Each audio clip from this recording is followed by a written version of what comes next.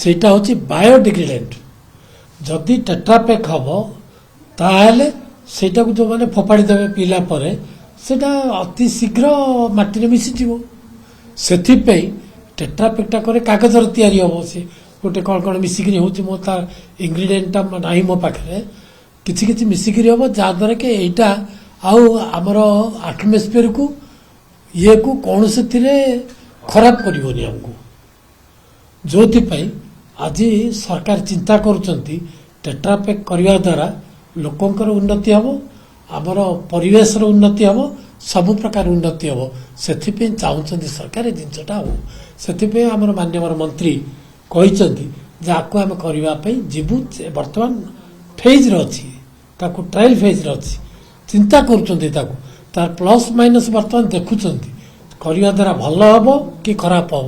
ଯଦି ପରିବେଶ ପାଇଁ ଭଲ ହେବ ତାହେଲେ ଆକୁ କରିବେ, ଅସୁବିଧା କ'ଣ ଅଛି।